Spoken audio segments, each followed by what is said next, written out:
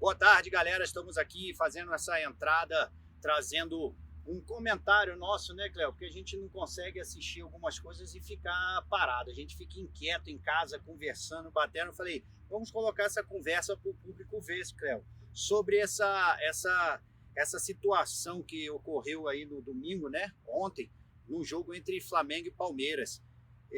Fala um pouquinho para nós aí, Cléo, o que você sentiu em casa ouvindo aquela confusão de que vai ter jogo, não vai ter jogo, e acabou tendo jogo?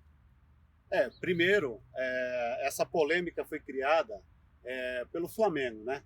A gente sabe muito bem disso, que o Flamengo forçou toda a barra antes para começar o campeonato, né? Para trazer, porque tem uma folha de pagamento muito grande, então precisava voltar rápido para voltar pública, etc. Então ele provou do próprio veneno, né? Agora, fora disso, parabéns à base do Flamengo. A gente tem que falar o que foi que aconteceu de ruim que ele fez, mas também falar do que foi proveitoso, né? Eu vi que, por exemplo, os times brasileiros, cara, demoram muito subir os garotos da base, porque às vezes tem um plantel muito caro e os reservas também são muito caros e não dão vaga para esses meninos. E ontem o que a gente viu foi uma molecada com uma personalidade fantástica. Então, o Brasil demora muito passar esses garotos para o principal, para jogar bola como profissional. E aí, quando precisa, você vê que os meninos não contam. Então, é sinal de que poderia estar dando rodada para esses meninos. E a gente lembra aqui do grande, velho, saudoso Tele Santana, o melhor técnico do Brasil até hoje, né? Ele pegava, jogava os campeonatos brasileiros, Copa da Libertadores, ele usava 2, 3 times, trazia a garotada da base e botava para jogar. Eu lembro que naquela época do São Paulo tinha até o expressinho, né? O expressinho, exatamente. Expressinho, então ele trouxe isso aí e ninguém copiou nada disso nesse Brasil. Então tá aí o Flamengo. Tem uma garotada que poderia estar disputando um campeonato aqui, jogando algumas partidas do Campeonato Brasileiro, não que fosse desmerecer. Eu sei que tem a ver com patrocínio, eu sei que tem a ver com contratos firmados, mas dá para ir fazendo esse transporte da base para o profissional. Não, Cléo, eu vejo da mesma forma que você, mas eu não sou tão assim, eu não tenho tanta certeza. Por quê? Porque eu vejo o Renato Gaúcho fazendo isso que você fala. O Renato utiliza muito a molecada no Campeonato Brasileiro, e ele apanha demais, sempre, porque nos finais dos campeonatos brasileiros o Grêmio fica um pouco mais atrás, aí o pessoal fala, tá vendo, mas se o Renato tivesse entrado com o time titular naquela partida, assim, ele fica desmerecendo um pouco o Campeonato Brasileiro, que dá mais valor à Copa do Brasil, a Libertadores. Então, eu acho que tem que ser mais aproveitado realmente a base, até porque tem muitos clubes aí que não têm condições de trazer grandes jogadores, e a maioria já utiliza a base. O Santos vem fazendo isso com a regularidade imensa, né? Ainda mais agora que está sofrendo essa punição, que não pode fazer contratações, mas eu não vejo assim como obrigação de colocar, e que vai, mesmo que venha a dar o resultado, eu acho que tem que ser colocado aos poucos, tipo assim, ontem foi uma ocasião especial, né? Que tiveram que ser utilizados, eu acho que 6, né? Foram 6 utilizados sub-20. Tem até as más línguas falando aí que o Flamengo foi tranquilo porque o Palmeiras já não ganhava, nunca ganhou copinha, então o Flamengo entrou com sub-20 sabendo que o Palmeiras não ia ganhar. A sacanagem vale, mas tudo bem, vamos para a parte interessante. Então, Cléo, eu acho que você ter no elenco profissional uma quantidade de jovens e você colocar 1, 2 em cada jogo, né, em jogos mais que não tenha tanta responsabilidade em cima da molecada, eu acho muito interessante. Mas você disputar o campeonato inteiro com jogadores de base, muitos jogadores dentro do time principal, eu não acho legal, porque a pressão vem muito grande em cima dos meninos, não que eles não tenham condições de superar isso, mas acontece igual acontece lá no Grêmio. Lá no Grêmio o Renato bate no peito e fala, não, aqui não tem crise nenhuma, nós somos campeão de tudo, o meu time é esse aí mesmo, eu jogo com o que eu quero. Entendeu, Cléo? Essa é a minha visão minha. Mas o problema não é esse, o problema é a transição. Sim. A transição demora muito a ser feita, entendeu? Esse que é o grande problema. Então eu não estou falando que deve colocar 20 jogadores, mas pegar ali uma quantidade de jogadores que tem condição e começar a trabalhar. Eu vou te citar aqui o exemplo, por exemplo, do Babi.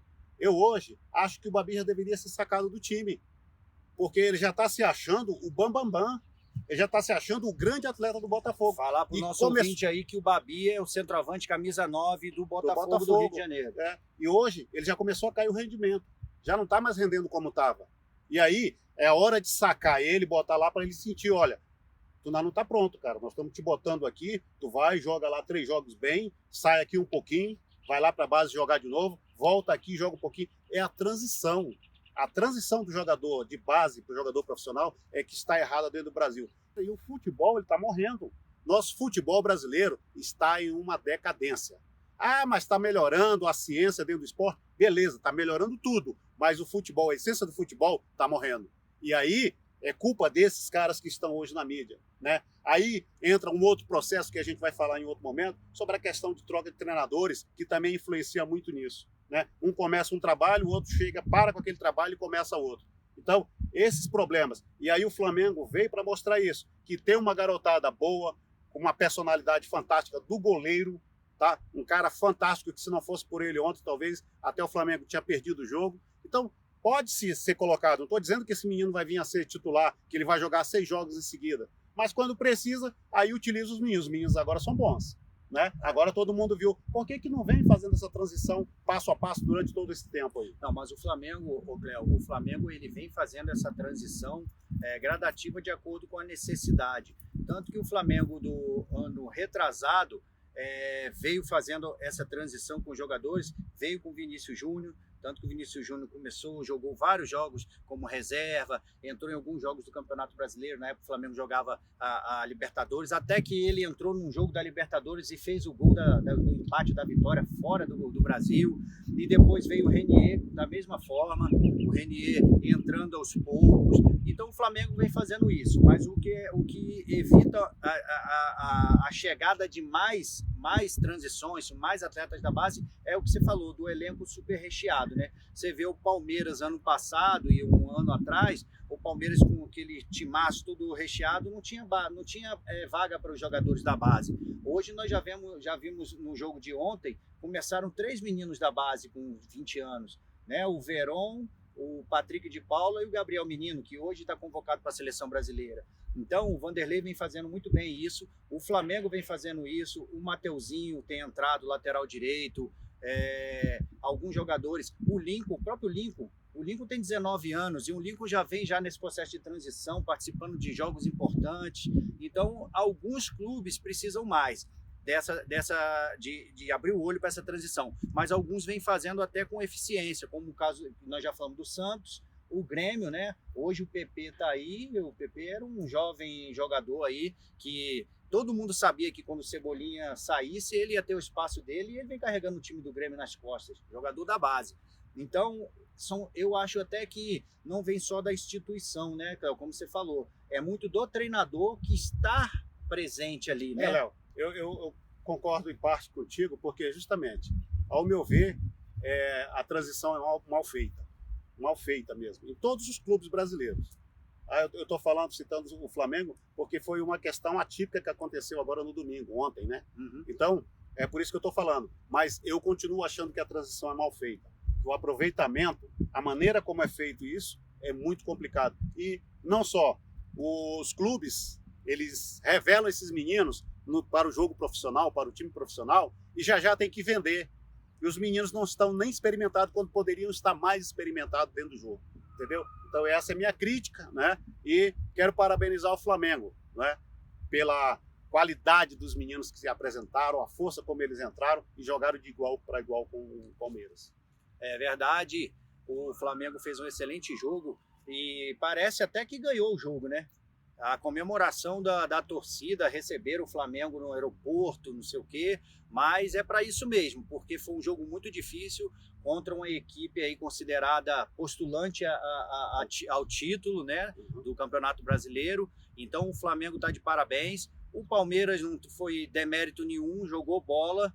Infelizmente não ganhou, poderia ter ganho, como se falou, se não fosse pela presença do Hugo numa fase sensacional que é o goleiro do Flamengo, foi eleito o melhor da partida pela transmissão da TV. Então também deixo meus parabéns aqui ao Flamengo. E só acho que o Felipe Melo fala demais também, né? Coisa que ele não tem que falar, ele é jogador de futebol, não tem que se meter se o time atrasou, se não atrasou. Mas o Palmeiras foi lá, esteve presente, todo momento que jogar, jogou. Foi um belíssimo jogo, né, Cléo? E quem ganhou fomos nós que assistimos, né? Então, pessoal, esse é o nosso boletim. Então, esse é o nosso boletim extra do Esporte App para você. Um abraço, boa tarde a todos.